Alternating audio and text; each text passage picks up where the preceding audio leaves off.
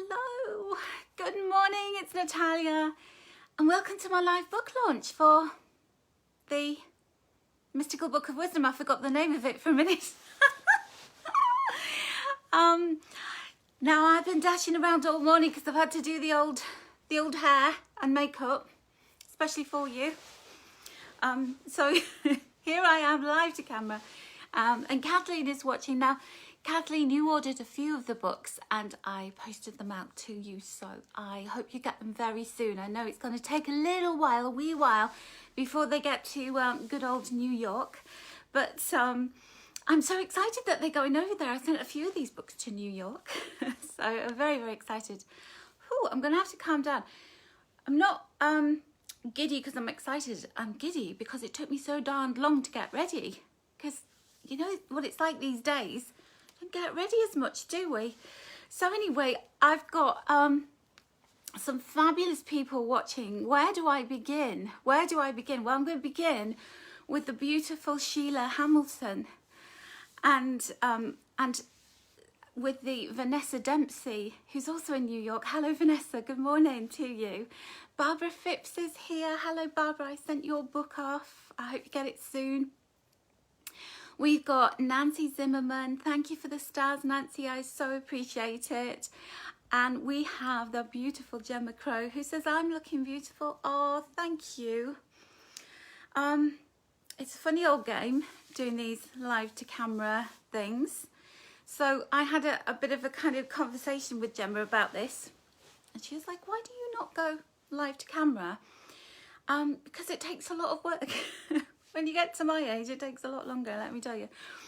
But anyway, I'm here, so thank you for prompting me to do that. Now, the postman's just walked past. I hope he's not going to knock on the door. It's just my luck that he does. No, he's just pushing something through. Julie Kubiak, hello, love. Laura Binding, hello to you, my darling. My beautiful friends are watching this morning. It's so lovely to have you here. Janet KL, good morning to you. Now, let's see who else is watching me. Estella Coleman's in the house. Estella, can I ask you a big favour? I'm not crying. It's just that when I put eye makeup on these days, it makes my eye water. So, there you go. So, Estella Coleman, would you be able to put a link to the book category? So, I forgot to grab the link before I went live, so thank goodness Estella's here. So Estella, if you go to my online shop, which is angelsbynatalia.bigcartel.com, angelsbynatalia.bigcartel.com, and then if you look at the product listings, you'll see there's a category that says books. So I want the whole category, because I'm going to be talking about all my books this morning, because they all fit together so beautifully, and I never knew. But we are going to be celebrating the launch of the Mystical Book of Wisdom, that's for sure. So it's wonderful to have Estella here. Gemma's saying it's wonderful to see my face. Well, thank you for that. Thank you. Marianne is here. Good morning, Marianne. Oh, Barbara, you said you've received my book and it's beautiful. Thank you. Sorry, I'm just getting my hanky because my watery eye. Kavila, hello. You got your book already. That's fantastic because you only just ordered it. Thank you, Estella Comer, for putting that link up. She's a blessing. She's a darling, that beautiful girl of mine. Sonia Anders, good morning. Good evening. How are you doing, my love? Oh, Estella, don't, please. Estella's saying she's proud of me. I've got my hanky for my watery eye for my eye makeup, not for making me tear up. So I would have had champagne, but it's 11 o'clock in the morning and even I have limits. So I'm going to toast you with my Frida cup and saucer that the lovely Debbie Kershaw bought me. So cheers, everybody. I have caramel iced latte in here. And it is delicious. And the reason why I went for an iced drink is because I know I'm going to end up talking and my coffee's going to get cold. So I thought, I know, I'll do an iced latte. So I'm going to wait for a few more people to join us. Vladimir Cole, good morning, darling. How are you doing? Oh, Nicole South here. Hello, love. you're just ducking in, have a fab session and cheers. Well, you can have a glass of wine for me because I can't have the wine. So, I know, Gemma, right? There's nothing more wonderful than making our children proud. I think I'll just go now because I think that just says it all. So that's all we want to do, isn't it? We just want to leave a mark in a really positive way. So, you know, that's the way it is. It's fantastic. Sarah Elizabeth Martin is here. Good morning. So, yes, Nicole, watch the replay. Definitely. Vladimir, it's your day off. Ah, fantastic. So I'm glad you could watch. So, what we're going to do today? What we're going to do? Well, first of all, I'm just going to grab, I've got a little stool at the side of me. Gosh, it took some setting up this. Because I thought I need a nice backdrop and I was going to go by the window and then my face was bleached out because of the light. And then they're emptying the bins today and I thought you're going to see the bin men coming and getting the bins. Now I have to say it couldn't be a bad thing because we have some pretty fit bin men and I know that might sound inappropriate, but girls have been in lockdown for a long time. Do you know what I'm saying, Estella Coleman? Not mentioning postmen or anything. But yeah, we have some very, very accomplished bin men who empty the bins. And it's lockdown makes you appreciate everything, doesn't it? Wink, wink. Mandy Alexander, hello to you. How are you doing, my love? So we're here today. I sound like a preacher. We're gathered here today. I'm not crying. I have eye makeup on. It's making my eye water. Vladimir is saying you don't have those ones. Come to Yorkshire, darling. Nancy Zimmerman, come to Yorkshire. We've got the best here. We grow them well. So we have this lovely, which is the text is backwards because I'm front facing to the camera, which normally doesn't happen. So I have this lovely book. I'm going to try and do a screenshot later, so I'll try not to look too weird.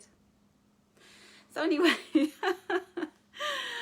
this little baby, I can sit and enjoy it now because, oh my goodness, for months on end, it's been taking up all of my time, creating this, writing it, finding the right people to help me along the journey. Here come the bin man, right on cue. They always look right through the window as well, so I might have to wave at them because I just got to be cordial, right? So yeah, it's been a task, and I don't feel like, you know, even when I finished it, I didn't feel like I could celebrate because there were so many twists and turns in trying to get the book out. So what happened was I had delays because of COVID, because of couriers. I had issues with then when I got my sample copy, there was some really strange glitches in the way that the book files had been set up. Here they come. You can hear the noise. This is, you see, this is keeping it real. When we have the bins being emptied, there's no glamour here. Hello. He looked right in the window. He's probably thinking, what are you doing, you strange woman? Normally I'm exercising and jumping around the living room doing Joe Wicks workout when they empty the bins on a Wednesday. And now I'm talking to myself. They think there's a very strange woman who lives in that house. But I don't care. Because, you know, keeping it real. Karen Williams, good morning. How are you doing, my darling? Carol Moran's here. Thank you. So Karen, you're going to be getting your book soon. There's quite a few of you who are in Australia and the States, and it's going to take you a while to get yours. But I'm hoping by the miracles of Royal Mail and US Post and Australia Post that they'll get to you very quickly. So yeah, there was a glitch with the way that the files were set up. So then there was some very strange symbols in the text, and so we had to go over that again. But on World Book Day, as luck would have it, the books arrived. They arrived a day early, so I was able to then spend 2 days parceling them up because I wanted to sign them all for you. You know, when you buy a book from Amazon, you get it in a book mailer, some person in a warehouse has just kind of thrown it into that box, and then the Amazon person pushes it through the door or knocks on your door. What I want to do with everything that I sell is to make you feel as though you've invested in yourself, because money's hard earned, isn't it? Especially these days, you know, we've got to appreciate every little penny that we spend.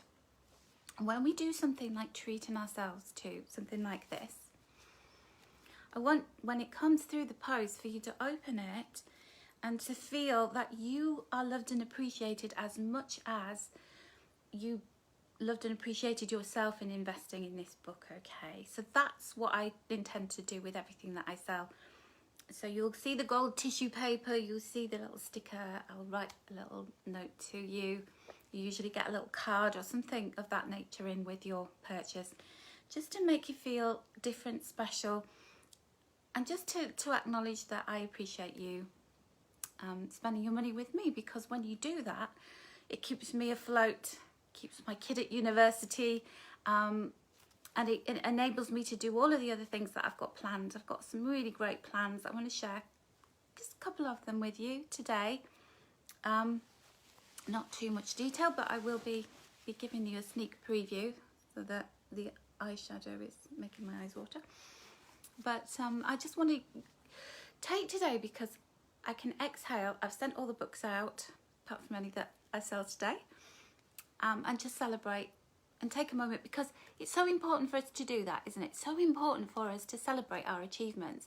And you don't have to have written a book. You don't have to have done anything huge. You just need to take a moment to stop and appreciate yourself. So I'm going to say some more good mornings, and then we're going to do a little appreciation activity. So, thank you, Janet. And Veronica's here. Good morning. I've sent your stuff off to you, Veronica.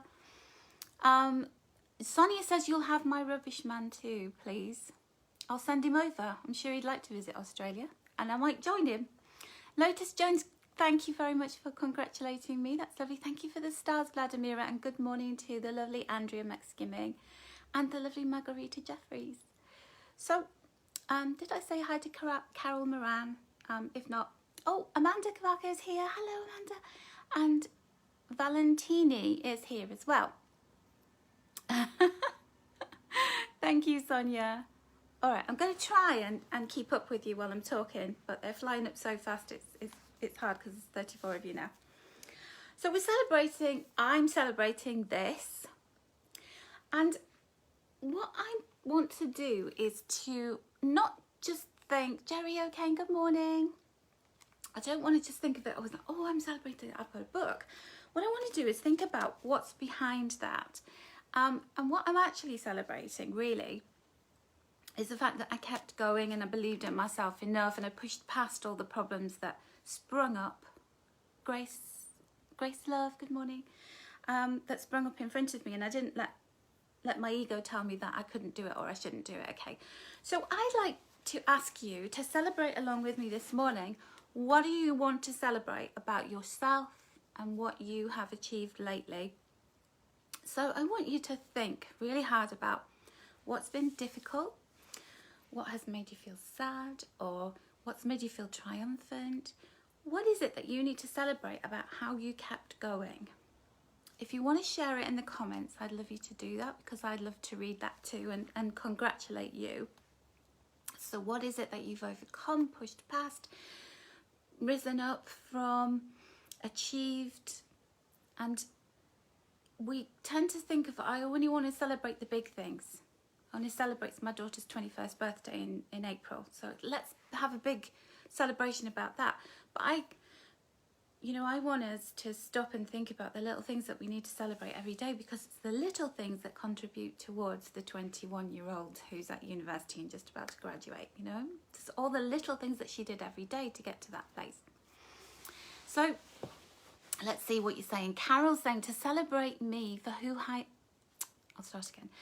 to celebrate me for who I have become from past experiences. And you've had some incredibly tough past experiences, and very much just lately, haven't you, Carol? So cheers to you, my love, because I don't know how you got through it. I really don't. And you're incredible. So you inspire me. Vladimira, after a 7-month intermittent fasting, you lost 33 pounds and you're so proud of yourself. Wow. Now you looked, I remember seeing your profile pictures before you did all this weight loss, and you looked pretty hot. You look, you know, very pretty lady. But my goodness, that is an achievement, because it's all about that love for your body. It's about, what will my future self love me for if I keep eating within this window and I don't sit snacking at 10 o'clock at night. So that's wonderful. So cheers to you. Grace, thank you for the stars, my love. I really appreciate it. Oh, thank you, Andrea. You're a sweetheart. Oh, Amanda, yes, it is an exciting day for me. Andrea, for your celebrating yourself, for bringing your daughter up on your own. Now, I know about that. I know all about that. And it's a wonderful thing, because you have a different relationship because there's just the two of you, or, you know, like because you're supporting a person and you're doing it on your own. There isn't another person there with the discipline or the, you know, helping you out with babysitting and the money side of things. So it's a tough one, isn't it? And Gemma Crow knows what I'm talking about, don't you, darling? So let's celebrate that. All of the moms, the single moms, all of us who just get up every day and we just do what we need to do. Sandra Yaskiel, good morning. You're just joining. You want to sincerely congratulate me on the launch. Oh, thank you. You're amazing and a beautiful role model for your daughter. Oh, thank you, darling. Now, I promise everybody I'm not crying today. I have a leaky eye because of the eyeshadow. Makes me a little bit allergic to it. That's so sweet of you. Thank you so much. Janet, getting through 2 hip replacements and getting back on your feet, and you can dance for inspiration. Come on, that's a Madonna song. Get into the groove, Janet. Wow. Oh my goodness, you guys, you're inspiring me so much. Gemma Crow, I want to hear from you what you're proud of yourself for at the moment. What are you celebrating? Come on, darling, you've got lots to celebrate. You're an inspiration to so many people. Estella Coleman, what are you proud of? What have you done lately? Because I know there's lots of things that you need to celebrate. That is fantastic. Okay, so can I tell you, while I'm waiting for a few more comments here, can I tell you what else we're going to do today? So we're going to have some messages from Mittens, from the I keep calling it the Oracle of Wisdom and Beauty. That's my other book. The Mystical Book of Wisdom. Okay, we're going to have some messages from here. Isn't Mittens so cute? I just love her. Thank you for choosing that back cover. You all voted on which image you should use, and I was very, very delighted that you chose that one, because I did like all 3 of them, but you chose the best one. So Valentina, you were feeling quite sad and lonely this morning, but listening to us all, you already feel much better. Thank you so much. Oh, bless your heart. Do you know, Valentina, I'm going to let you into a secret. I was feeling like that yesterday. I was feeling a little bit bluesy yesterday, and I'm not crying, honestly. I know I keep saying that, but blooming eyeshadow. I can't seem to wear eyeshadow without my eye watering. And I got up and I knew I was in that mood, you know, where you just feel like the whole day is just going to go one way. And the first thing that I did was, I thought, I'm going to do some exercise. I'm going to move, because that always makes me feel better. It takes my mind off everything, and I can just concentrate on the exercise. So I did a 15-minute Tabata workout, got really sweaty, really out of breath, felt better. My lovely daughter rang me unexpectedly, and then in the afternoon my sister rang me, and we had such a laugh. So we had a really long chat, and we were laughing, and it was so lovely. And it turned from a day where I felt fed up, started the day feeling fed up, to feeling hopeful, optimistic, just being in the now, you know, appreciating the now. So when you sense yourself going into that place, you know, that dark place where you think, I'm gonna have a day where it's gonna be horrible, try and do things to distract yourself, snap yourself out of it, to stay in the moment and try not to think about the bigger things that are going on around you. I think that's probably the best advice I can give you. Jerry, your eyes are the same. Oh, it's a pain in the neck, isn't it? Oh, bless you. You're all replying to each other, which is really lovely. Good evening, Christiane Cottrell. How are you doing, my love? All right, so we are going to have a message from that book. And what I've got is, I'm going to combine it with the Oracle of Wisdom and Beauty.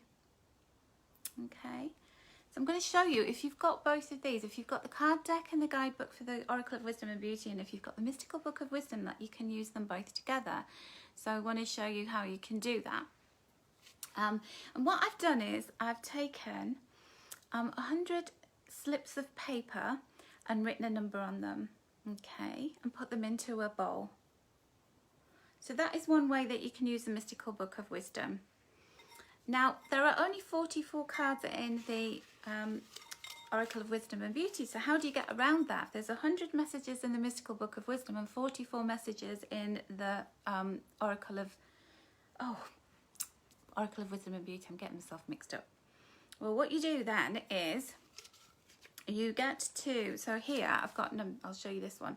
When it's number 46, so I've put a number 2 next to it. So you start again. So you write out little slips 1 to 44.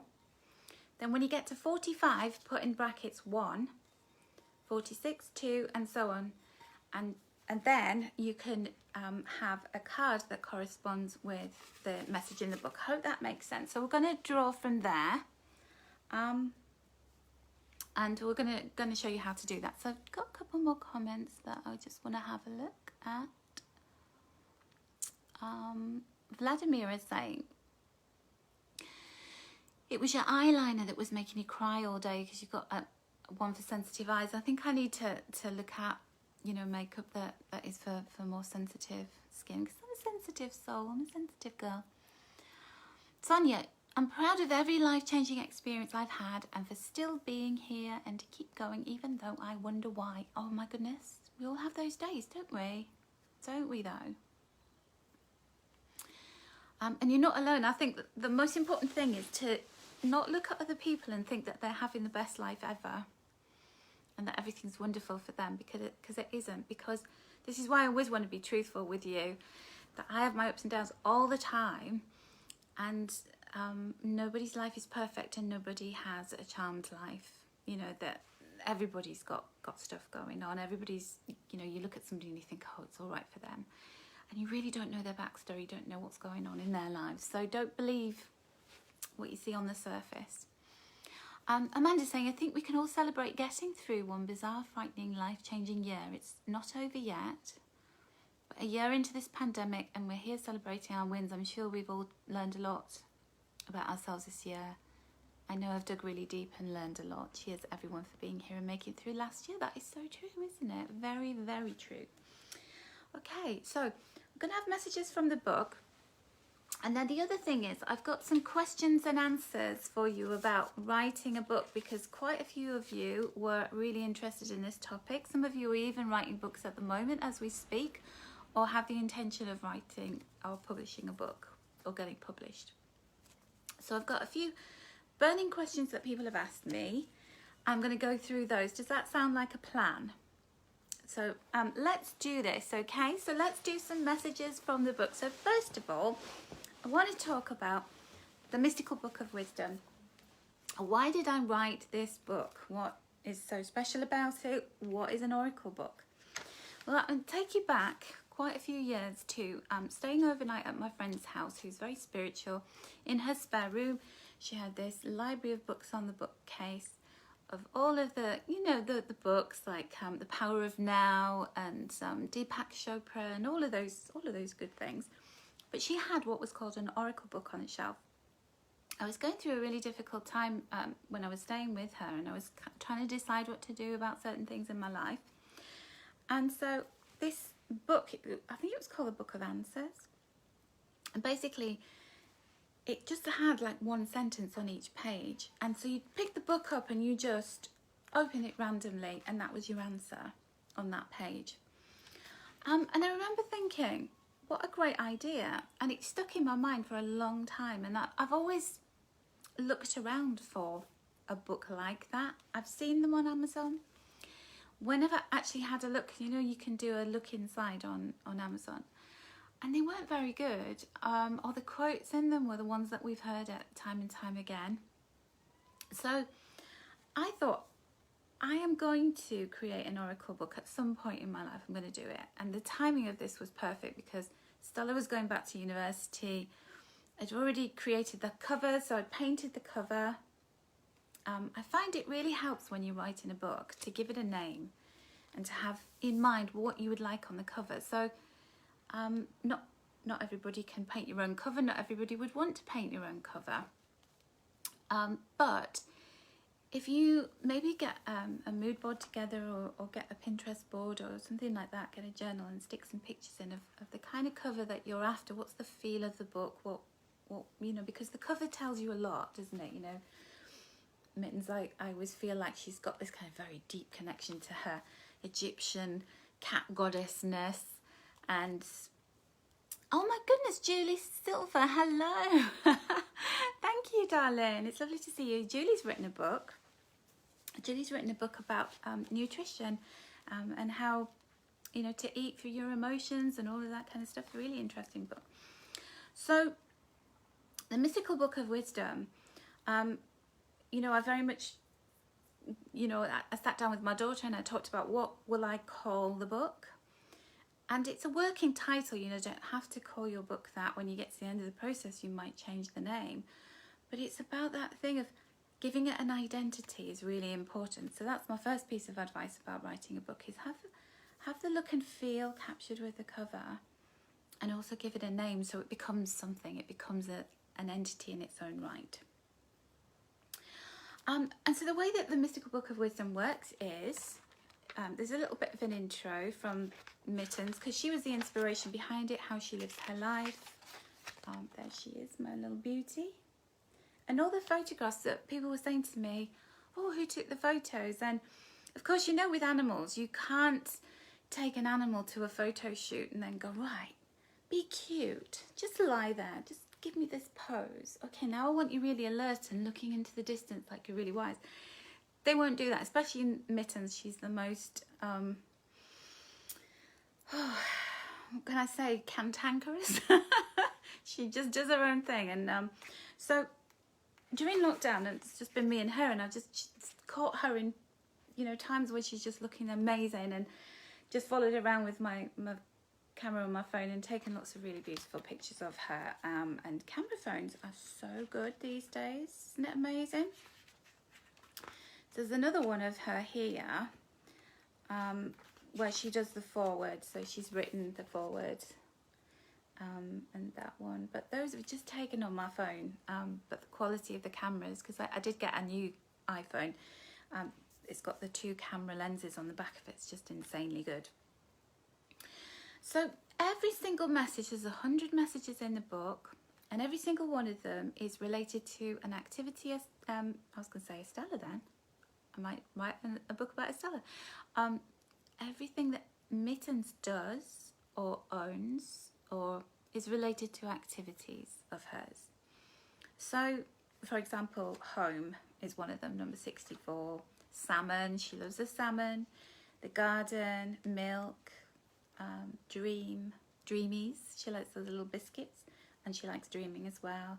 So, you know, each one of them is related to her, and the way that I've observed her, because she's been in my life for 12 years. So what I did discover when I wrote this was that there is so much about it that is about our everyday lives. So some of it is when we're uplifted, you know, when we're feeling good, like strong. You can be feeling like I'm having a strong day. You could be feeling strong, physically strong, because you're feeling well. You've been exercising, you've been eating well, you've slept well, or you're in a strong place in life. You know, you might have a good financial cushion underneath you. You might be doing well with your career and that kind of thing. Or strong could be, you know, what would strong mean to you on any day? If you spoke to me yesterday about being strong, I'd have said to you, I don't really have a lot of strength. I feel I'm quite weak today, feeling like, what's my purpose? Where am I going? Why is everything so slow? Why is everything slowed down? And so each one of these messages we can think of in the context of our lives in this moment. So this is a really great book to journal with. It's a really great book to pick up, and you could work through it over 100 days, or you could just randomly open it and have a message for yourself, read that message, and then think, what does that mean to me at this very moment in my life, at this time, and what can I do to move forwards with this, or to continue being in this strong place? So if everything's strong in your life, how did you get there? How can you maintain that? What are you going to do when you have a day where you're not feeling so strong? What are the coping mechanisms that you have? Who are the support system that you have around you? So what I really love is that the book has kind of taken flight. It's a book that I want to see people showing me that it's literally falling apart because they've got it at their bedside. They wake up in the morning, they open it and read a message. I want you, if you've got this book, to have it really dog-eared. I want it literally to just be covered in fingerprints. Because the black is kind of, I've noticed when I touch it, the black gets a bit kind of fingerprinty. Just you know, that will show that you've really used it and put it into use in your life. That's what I'd love to see.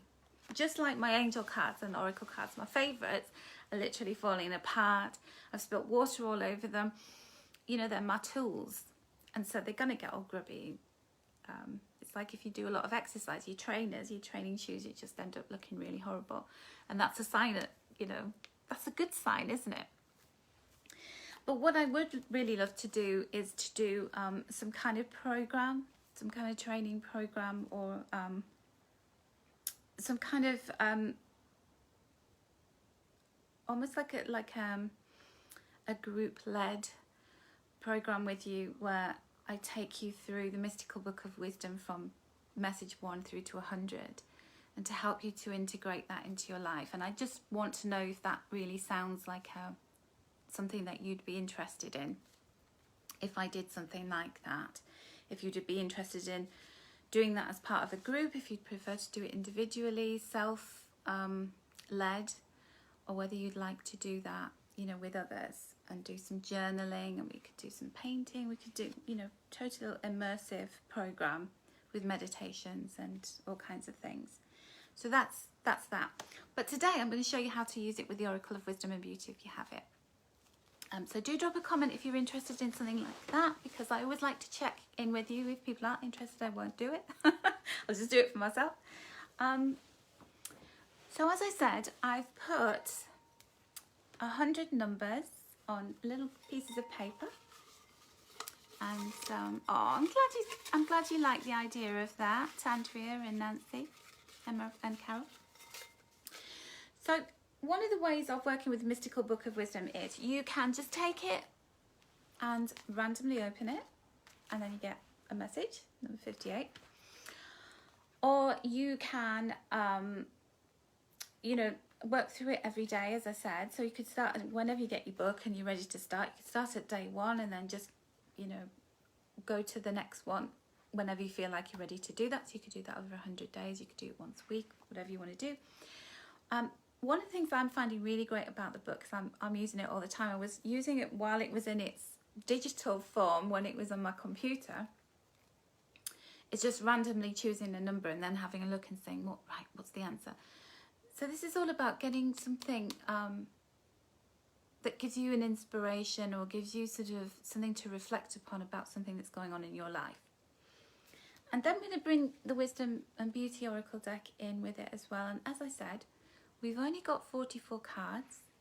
So when you get to number 44 on these little bits of paper, write 45 and then start at 1 again.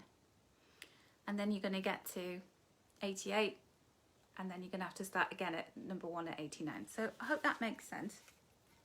So I'd like you to think about a question that you have that's burning in your mind at the moment. What is it that you'd love some kind of support, some kind of assistance from the Book of Wisdom and from the Wisdom and Beauty Oracle deck?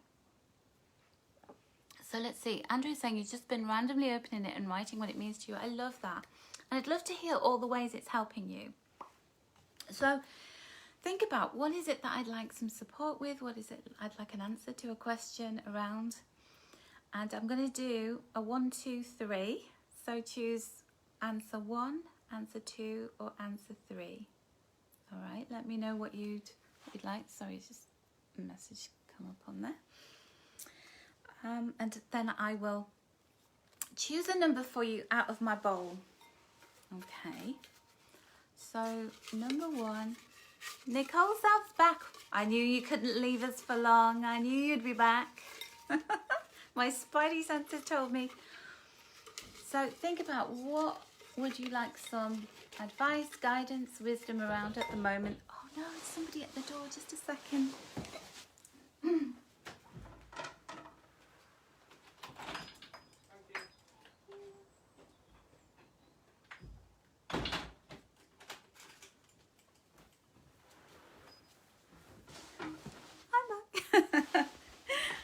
This is what you try and do live, and life gets in the way, doesn't it? Okay, so Sonia's saying 1 and 3. You can't decide. You can choose 2 if you want to. All right, so I'm going to choose you a number from out of here. So this is number 1 message. And you get number 38 backwards in mirror image. So let me tell you what number 38 is all about. And number 38 message is sunshine. Okay, all right, sunshine. I'm going to read you your message. So first of all, the quote that accompanies this message, this is what it looks like. It's in really big numbers, so you can't miss your number. This is from Hans Christian Andersen, who's one of my favourite storytellers. I love a good storyteller. Just living isn't enough, said the butterfly. One must have sunshine, freedom, and a little flower.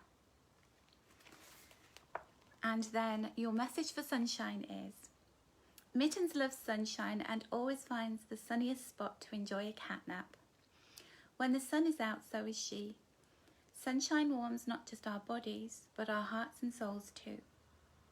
Have you noticed how much we gravitate towards sunshine and just how much its presence lifts our spirits? The message for you today is to be the sunshine in other people's lives. When you laugh and smile, you are the ray of sunshine in someone's world. As Rochelle E. Goodrich says, laughter is magic that dispenses clouds and creates sunshine in the soul.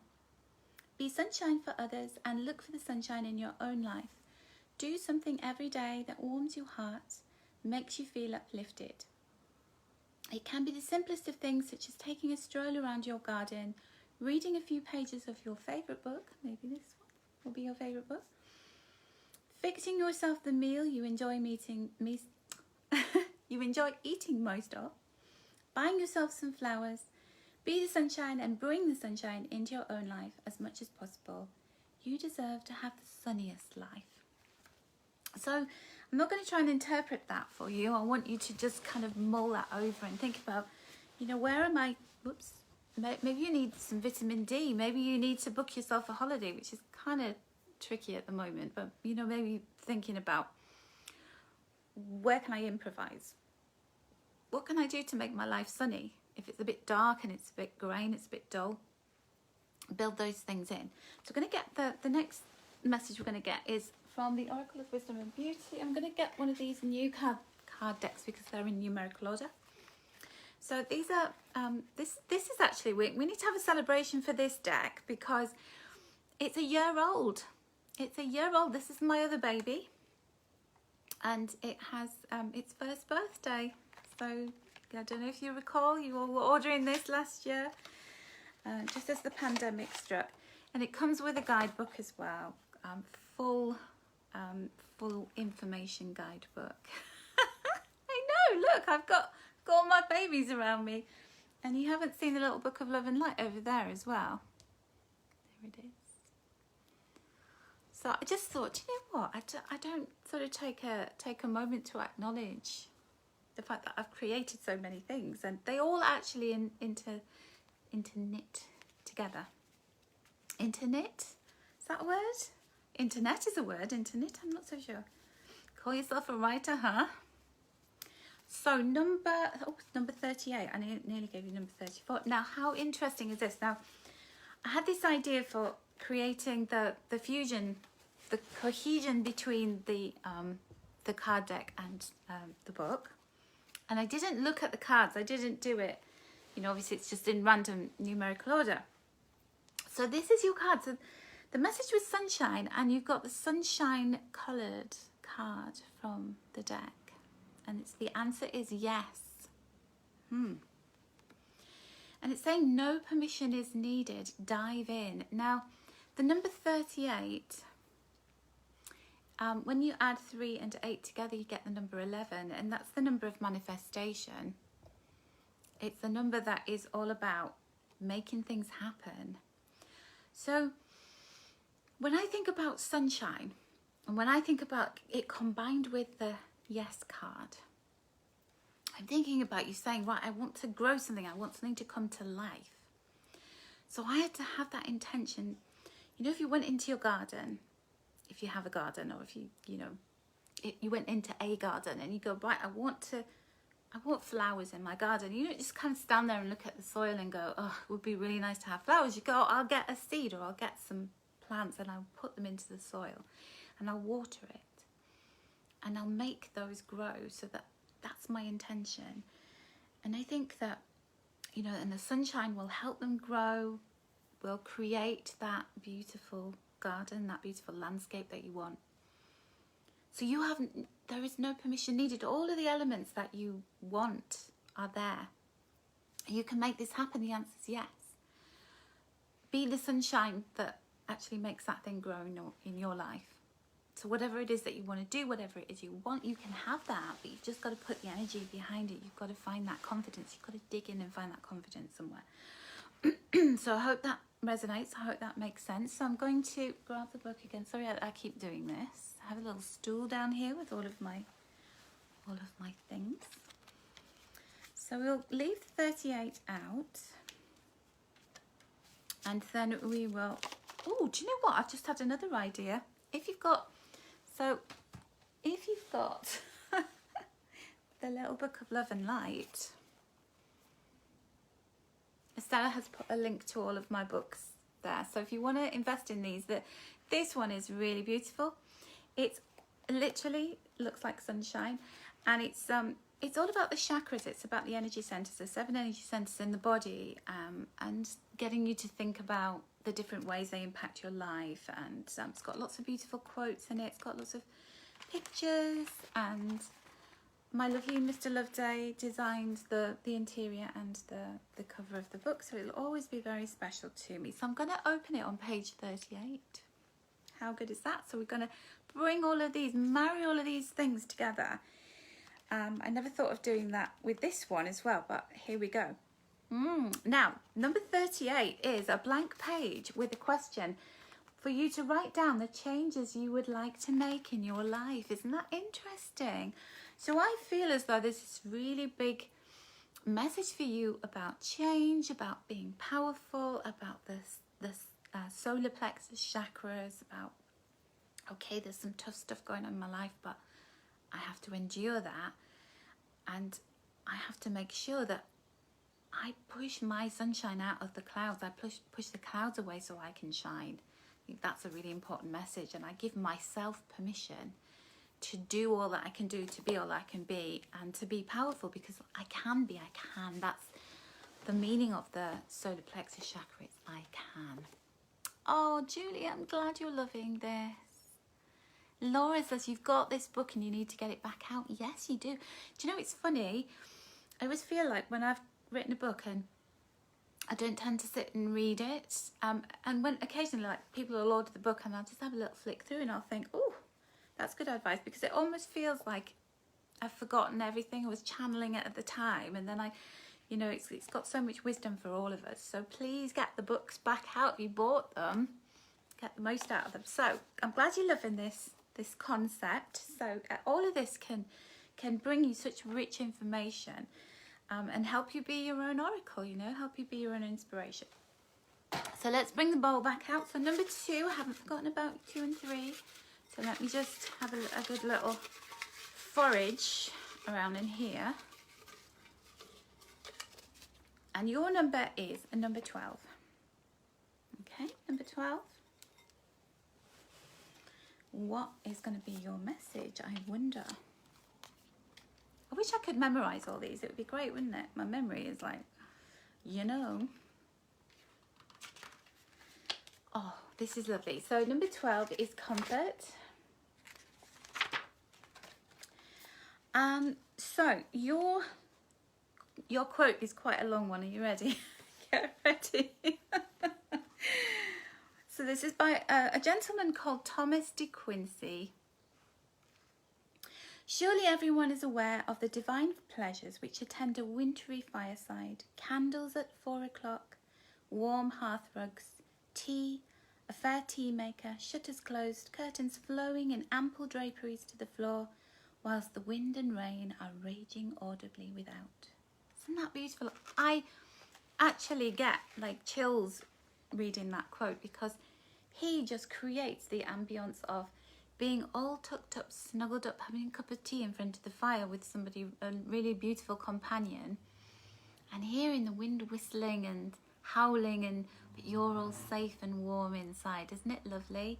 And that's the whole kind of, that epitomizes the word comfort for me. I love nothing more than it being, you know, lashing with rain outside, which it often is in this country, let me tell you.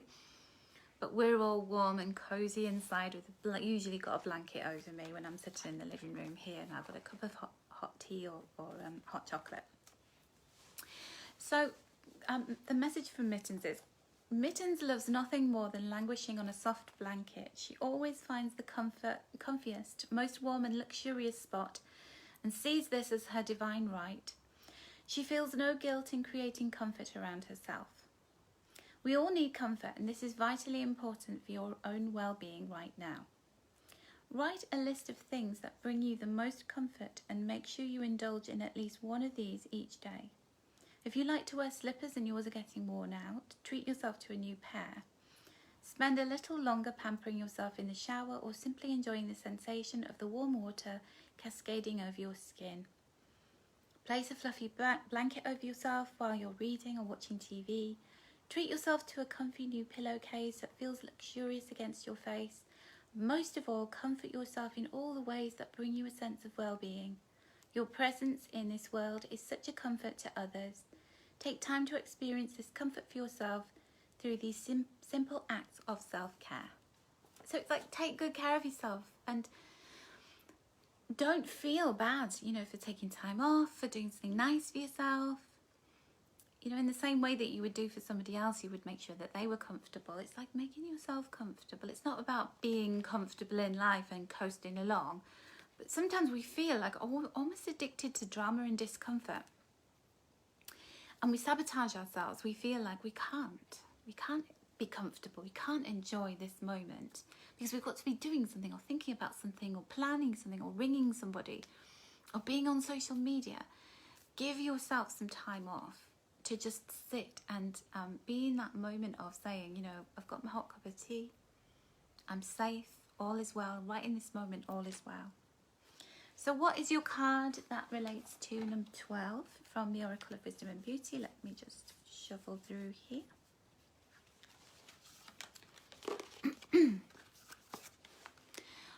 Vladimir is saying, spot on.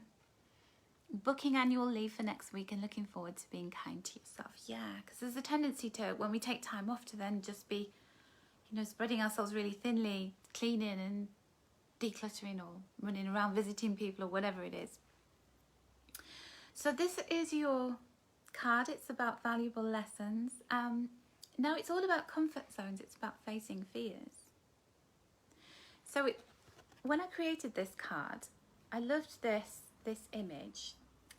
And I wanted it to be about, this is like an asteroid belt almost. This is like a force field that we have to get beyond because we want to be out here. It's like, that's the bit that we get to and we go, I'm going to retreat back because that feels uncomfortable. So comfort can be taken with this card as in, Where do I always get to a place of discomfort and then I retreat back and I stop myself because I'm afraid? And if I'm brave enough to push past that fear and go beyond it and see what's on the other side of it, what then? What will happen? And you can always go back if you want to.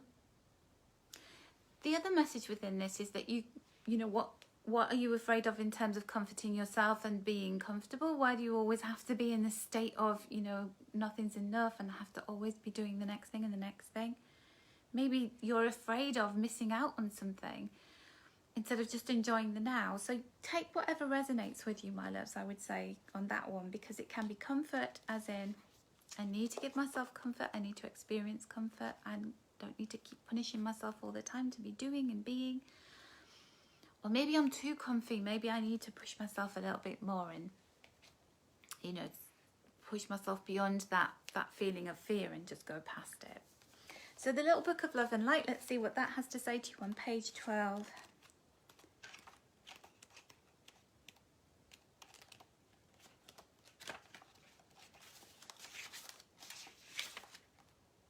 Okay, so this is all about the root chakra. It's about you, glorious you. And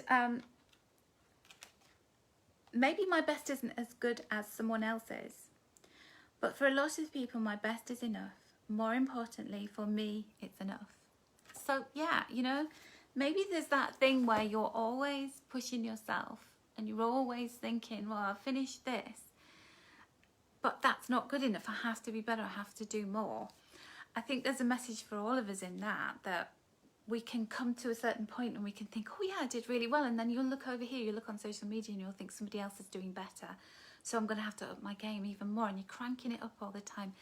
And I think that comes back to the whole theme of today, of me doing this live with you, is about celebration. It's about, in this moment, just stop, just say thank you, just thank yourself, pat yourself on the back. Even if you think I haven't actually done an awful lot, all I did was just get to the end of this week, get to the end of the pandemic, got my vaccine or whatever it is. You've done some incredible stuff in this last 12 months. And you never thought that you'd have to go through that in your lifetime, did you? So, you know, that's celebration enough. And I don't think we acknowledged it, do we?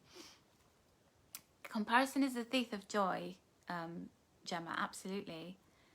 Linda, you just popped in. Oh, I'm glad you're enjoying the messages. Right, so let us go to the third message. I'll make sure I don't put the same numbers back in. What is your third message going to be? Let's try and get one right in the middle. Ah. Oh, number 6. I know this is number 6 because it's the way I write 6. It's not number 9. Okay, so your message on number 6 is golden. Golden, okay. And your quote from Susie Casson is, real gold never rusts.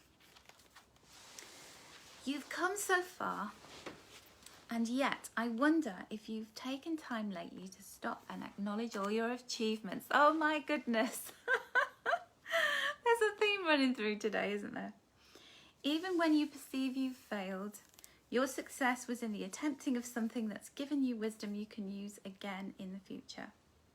Celebrate the disappointments and the losses just as much as the successes.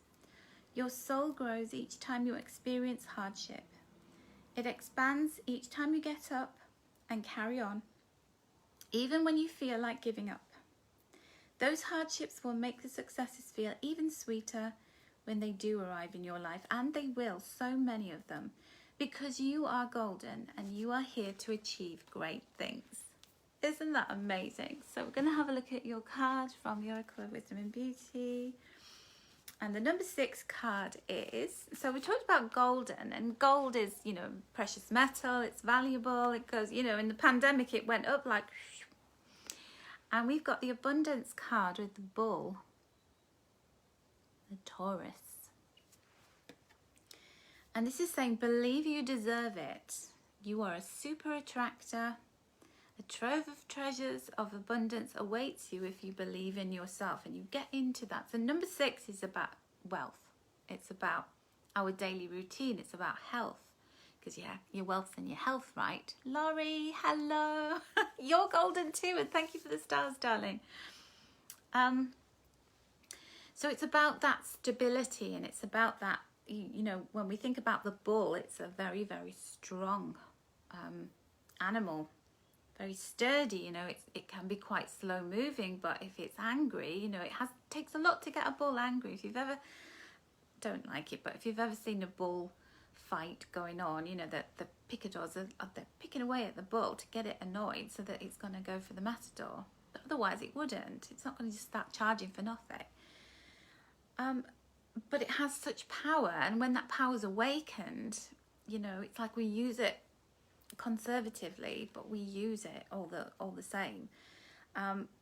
And we know when to stop, and when to be still, and when to conserve that energy. But when the going gets tough, we know how to fight back, and we know how to fight for the things that we deserve, we're worthy of, that we believe in ourselves. So where is it that you're maybe not appreciating your own value? Where you're not charging enough money, perhaps? Maybe you haven't asked for that pay rise at work and you want to, but you don't know how to because you're feeling like, oh, I shouldn't, or I'm not worthy of it. Why not? You deserve it. This is your calling card. This is your wake-up call. So now the Oracle of, the Little Book of Love and Light. God, they've got such long names. My next book, I'll have to give it a short name. I'm going to go for the 6th page from the start of the book, because the book starts at number 16. So that's what I did with the previous message. So I'm going to go 1, 2, 3, 4, 5, 6. Okay, you ready? So this is about seeking out people who are the best at doing what you want to do, and to look at what are they doing and where can I get inspiration from that. So rather than, as Gemma said, you know, we're comparing yourself and then letting that steal your joy and making you feel less than, you can look at what they're doing and take a leaf out of their book, not copying them, but modelling them or being inspired by them. So saying, oh, maybe one of the things that I did when I first started out was I worked with an astrologer called Astrolada, a Bulgarian astrologer. She's a fabulous lady, and she's got a really big following. And some of you will have come to me through my connection with her. And one of the things that I loved about what she did was that she posted.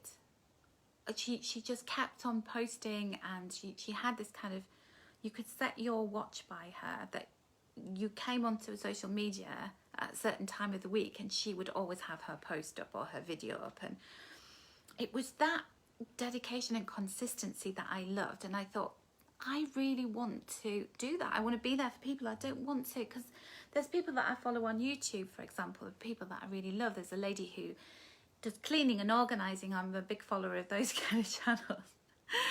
And there's a lady I love, but she posts so randomly. I've just stopped following because I'm just like, oh, I feel so let down. I just want her to post more. So what I want to do is to always be there every Wednesday. If I'm going to do my Wednesday wisdom, I don't want to post one week and then I'll do it next month and then I'll do it in 3 months' time. You know, come hell or high water, I want you to have a Wednesday wisdom message. I want to be there on Monday morning at 11 for you. So that's what Astrolada taught me about. If you're doing this, you've got to do it and be there, be present with your audience, because they're expecting something from you. So appreciate the talents of others so that they can lift you up and inspire you to be better. Don't compare yourself to them. And then you can be an inspiration to other people. As Silicon Valley venture capitalist Scott Wise says, track down the best people in the world and surround yourself with them. You might be thinking, okay, there are people who I'd like to be around and align myself with, but what if they don't feel the same way, or they're completely inaccessible? The other important thing to note about assembling your tribe is they don't have to be close by or even known to you. Imagine for a moment, who are the people, living or dead, you would most look up to? Whose life, personality and achievements do you appreciate? So when you do that, you can see what they did that you love so much. What is it about them? How did they get to where they are? You know, some of the most successful people in the world that you would really look up to will have taken years to get to where they are, but you know, your perception is, or they just kind of danced into that situation, or it was all handed to them. And I think you'll find it wasn't. So one of my big heroes during lockdown has been Joe Wicks. He helped me to get my back into shape. He helped me to get my body into shape and to feel, you know, I've got so much more energy because I've been doing his workouts literally every weekday morning. And he tells this story of deciding to go into teaching. So he did PE degree, and he wanted to be a PE teacher. He went into teaching and he thought, oh no, it's not for me. I don't want to just teach a class of kids. I want to teach lots of people. So he started these boot camps. He used to stand outside the underground station handing out leaflets, and he got like 2 people turned up to his first boot camp, and then the next one, I think it was like 3 people, and then 1 person, and this went on for years. And it's taken him 10 years to, he says that I'm a 10-year overnight success, you know, now he's everywhere. But before the pandemic, even, you know, as popular as he was, selling all these cookbooks and doing these workouts, he approached Channel 4 and said, I want to do a TV show where we get kids exercising. And Channel 4 said, no, it won't work. You're not big enough personality. We don't want to do it. So then he started to do PE with Joe on YouTube for the kids because they were taken out of school during lockdown, and so he wanted to keep them exercising and everybody's, you know, mental health high. And he got nearly 1 million live viewers to his first PE with Joe, and the phone rang and Channel 4 said, we want you to put PE with Joe live on Channel 4 every morning. And Joe said no, because on YouTube, I've got people watching me from all over the world. I didn't bargain on this happening, but it's happened because we're in a global pandemic. So if I go to Channel 4 and get the big bucks for it, only people in the UK are going to be able to watch it. So no, thank you. And he donated all the money he made from the ad revenue to the NHS as well. And he raised a lot of money. So, you know, just be inspired. But, you know, people that you look up to, you think, oh yeah, you know, I love what they do. I love the essence of them. Go search out their backstory. Don't just take it for granted that everything came really easily to them, because I'm pretty sure that there will be things that they went through that you're going to go through as well. And I think that's a message for all of us. So, let me just see what you've been saying while I've been rambling, my darlings. Oh, Sue Boys is in the house. Sue, hello, darling. Good morning. Sue's just pulled an affirmation to go alongside number 3, and it says, there are many people who share my passions and interests. I'm ready to take the steps to connect with my people. All the messages for number 3 have been very relevant for my question. Thank you. I'm so glad. And there's always a reason, isn't it? And Gemma, you're very lucky to have these people already in your life. Me too, my love. Oh, bless you, Laurie. Thank you so much. Good morning, Colleen. Hello. It's a beautiful surprise that you're with me as well. Oh, I'm so glad the message is relevant. Now, what we're going to do in the final part of this, I feel like I've been going forever, so tell me if you're bored with me. I'm going to do my little Q&A. I've got my cue cards here. Oh, thank you, Valentini. I love your name. What a fantastic name. I'm going to get comfy. And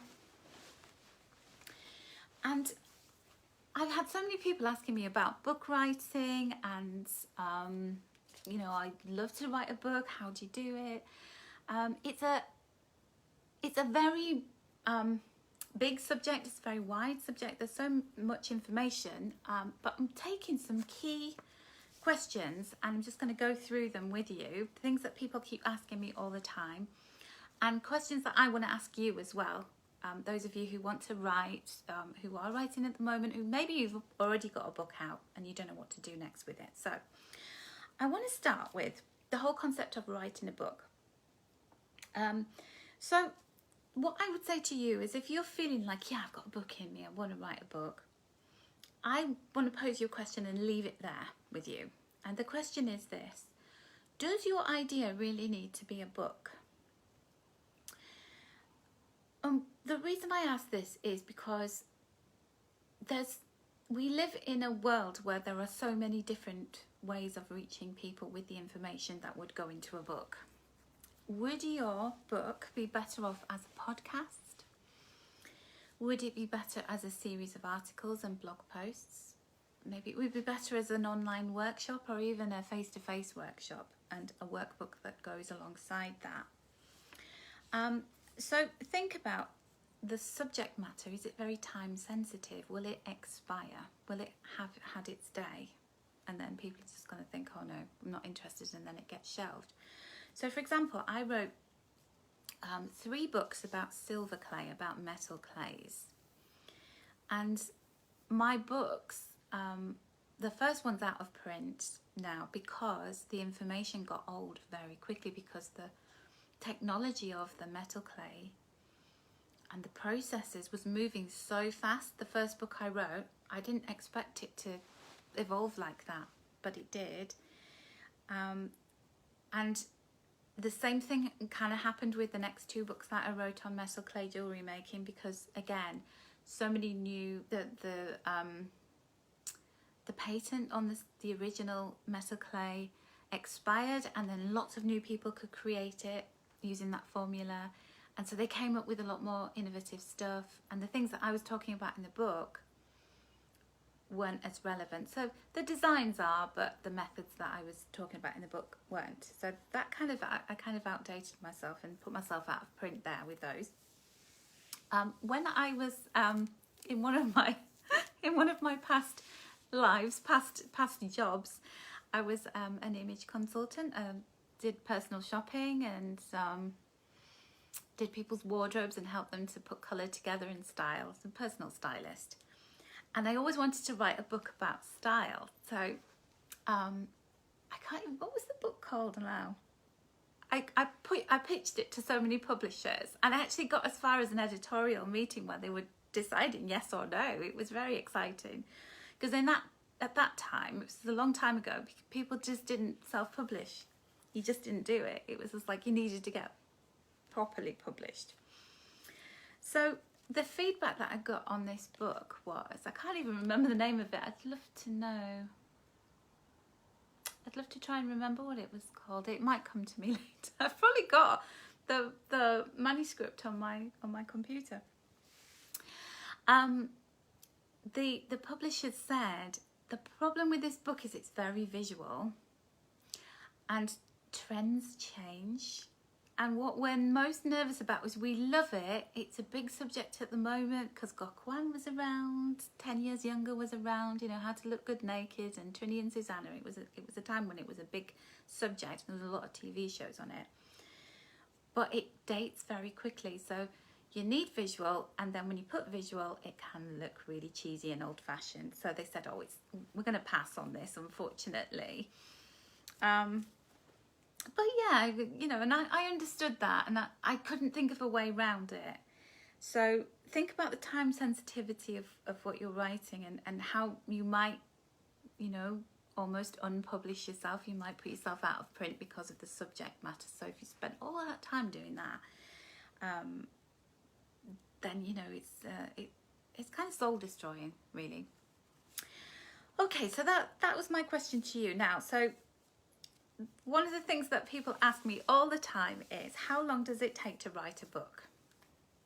Now, I'll give you an example of this one, the Mystical Book of Wisdom. There's not a lot of text in it because it's 100 messages, and it's a bit like me writing Wednesday Wisdom. So I write that every week, and I write 4 messages that are about the same length as the Mystical Book of Wisdom.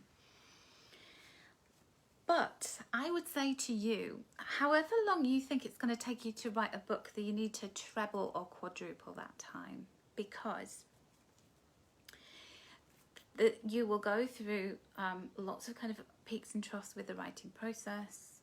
When you start editing it, you'll start to think, oh, it's clunky, it doesn't fit together. There's things that I want to add in, there's things I want to take out.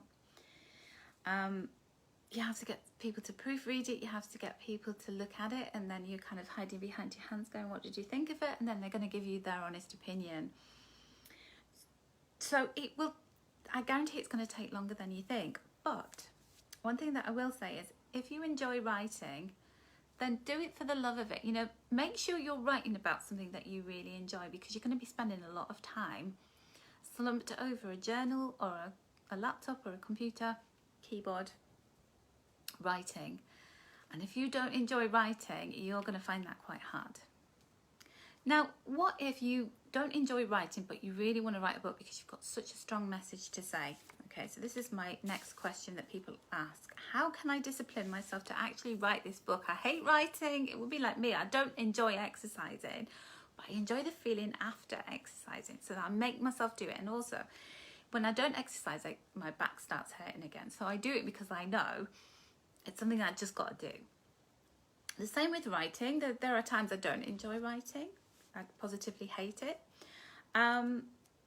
It's not, you know, always easy. How can you discipline yourself if you've got this very, very strong desire to write a book? Well, I would get people to hold you to account first of all. So I'd go around telling everybody I'm writing this book and it's coming out on this time. Now, one of the things that I did with the Mystical Book of Wisdom was I got so far with it, and then I put it to one side and I didn't do anything with it. And then I decided, right, I'm going to get it out. I really want to get it out by March.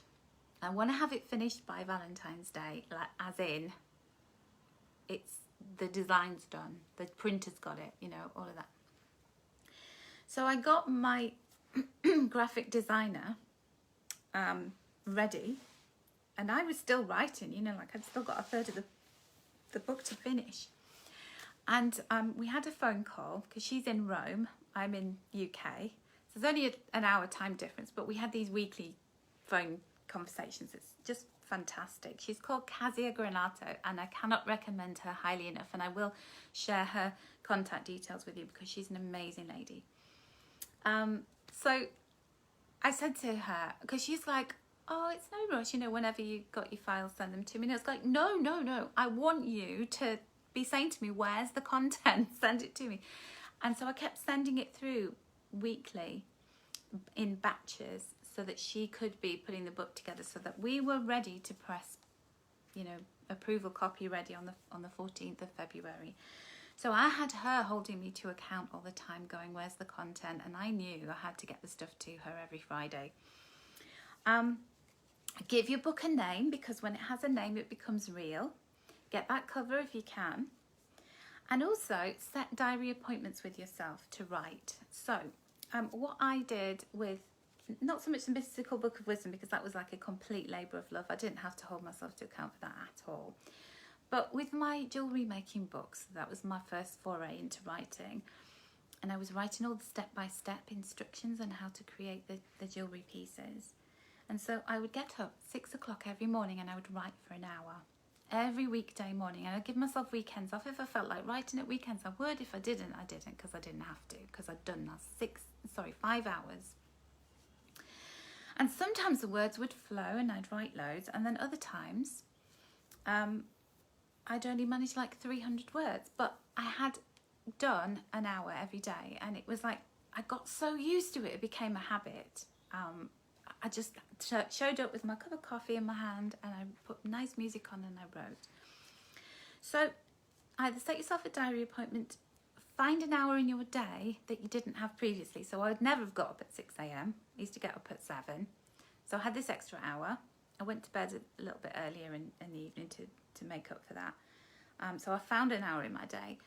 Or to say to yourself, I'm going to write 600 words, I'm going to write 800 words or 1,000 words. Don't set yourself too high a number of words, though, I would say that, because otherwise it's punishing. It's like me saying, right, I'm going to do a 45-minute workout every day. Oh, my goodness, some days I can only manage 10 minutes, but at least I've done something. And that's what you've got to, you know, just keep showing up to the page or the screen every day. Do something, even if you only write 100 words. 100 more words that you've added. Okay. I'm writing my books. This is the third question, fourth question. I'm writing my book and my ego kicks in and tells me I can't do it, I'm not good enough. What can I do? Okay, I love this question because my ego is very, very unhelpful whenever I'm creating anything.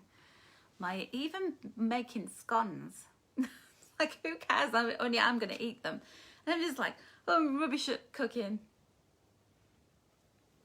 I can't cook. I'm not a good cook. And what you need to do is to say, I'm not censoring myself right now. I don't know if I'm good enough. I'm not going to read it. I'm going to write. I'm here to write. I am a writer. Now, whether I'm a good writer, whether I'm the most amazing writer in the world, that's not in question, but I am a writer because I am writing, I'm typing. And that's what you've got to do when your ego kicks in. Don't think about the reader sitting there avidly reading it or going, oh, this is rubbish. Think about, I've just got to write, I've just got to get it out there. Another top tip for you is do not read back what you've written. If your ego's doing this to you, it's really important for you to just get the stuff down and then you can go back and edit. You can have days where you're going to edit things. Editing is far more fun than writing. So do the writing first. Don't censor yourself. Put it all out there. Go back when you're having a strong day, we're feeling good, or you're feeling like, right, I'm in editing mode. But just write. Put it to the page, to the screen. And say to your ego, I don't care what kind of writer I am, I'm a writer. Move along, get out of my way. I don't have time for you, I'm a writer. Okay, this question, should I self-publish or find a publisher? This is such a great question. Now, I've done both and I have loved both, but I've made far more money out of self-publishing. So, I would always say to you, whether you get published by a publishing house or whether you publish yourself, you will still have to do all of the marketing for your book. I guarantee you that. Unless you are a very high profile figure like Mrs. Hinch. Stacey Solomon's just got a new book out about Tap to Tidy or something. And so she'll get a lot of publicity. She'll get to go on talk shows and get, put in magazines and stuff because there's a huge marketing team, PR team behind that because she's a very, very well-known person. And that's not to diminish you, but that is to say that, even if you're well-known, even if you've got a big following on Instagram or if you're on shopping telly, for example, and lots of people know you, or you've got a YouTube channel, whatever, you're still going to have to do your own marketing because unless you hire a marketing team, but then you're going to have to brief them. So you're still doing it yourself, aren't you? You're still, putting the energy and the weight behind it. Because your publishers, they don't have the resources to market individually in a huge way every single book that they publish. They are going to look to you to be the person who pushes it. And I think that's what people get a big shock.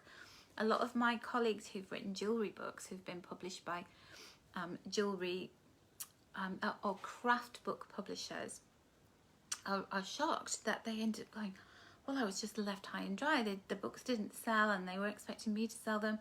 I got dropped by my publisher when I left Shopping Telly, when I used to do demos on Jewellery Maker TV, because I wasn't high profile anymore. And I completely get that. I was fine with that because I thought, I can understand where they're coming from. How are they going to market my books? How can they market a new book by me if I'm not out there in any way? And I've got 1,000 followers on Facebook at the time. It's just not feasible. And so I totally get it. So, whether you go with a publisher or you don't, you're going to have to market your own book. You're going to have to push that. So if you don't like marketing, that's something you need to think about.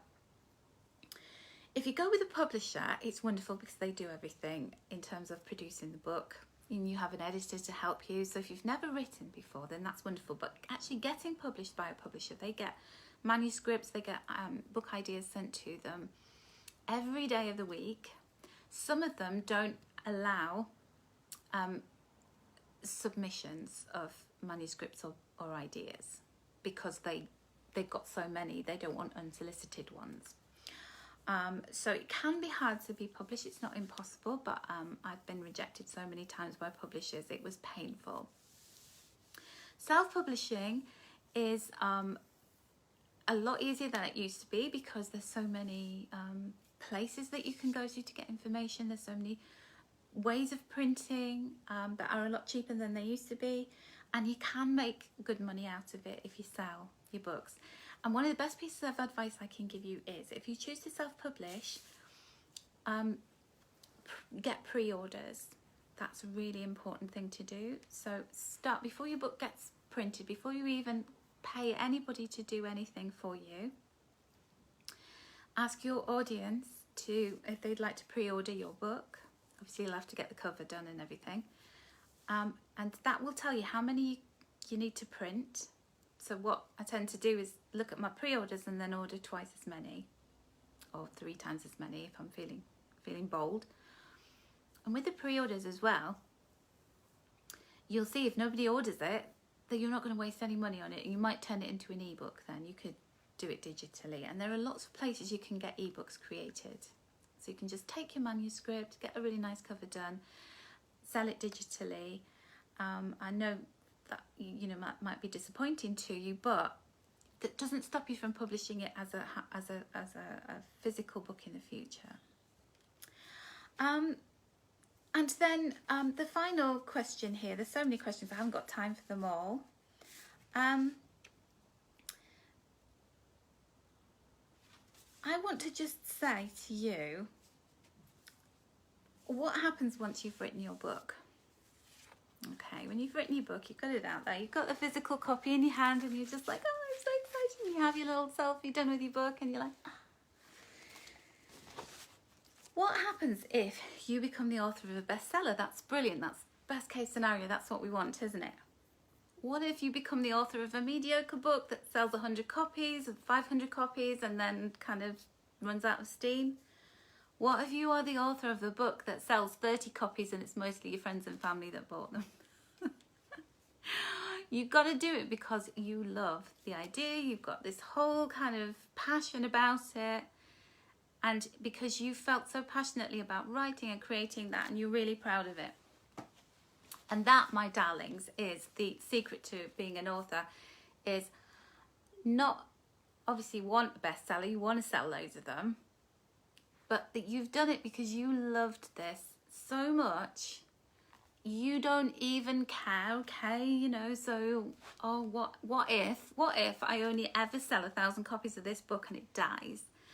I'm so proud of this, and I wanted to write it for years, and I've done it, and that's enough for me because it's out there, and I'm really, really proud of it. And my grandkids can read it, my great-grandkids, and that's enough for me because I was so passionate about the subject. So you've got to love what you do enough to put all of this energy into it, my loves. You really do.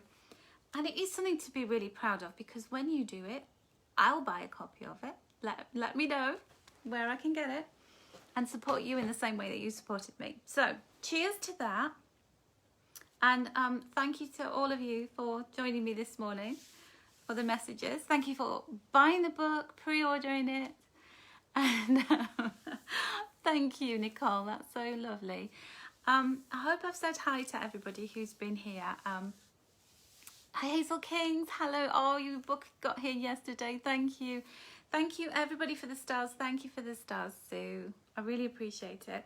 And most of all for your support. It's never ending. It's like this well of support that just keeps me going, and I appreciate you so much. So thank you from the bottom of my heart. And here's to many more unions, meetups, messages, and lots more celebrating, because we're doing really good, aren't we? We're doing great. So thank you for being on this journey with me. I'm loving seeing how you are going on in your lives too. So this is me saying cheers to you and saying goodbye. Have a wonderful day, and I'll catch up with you really soon. Bye for now.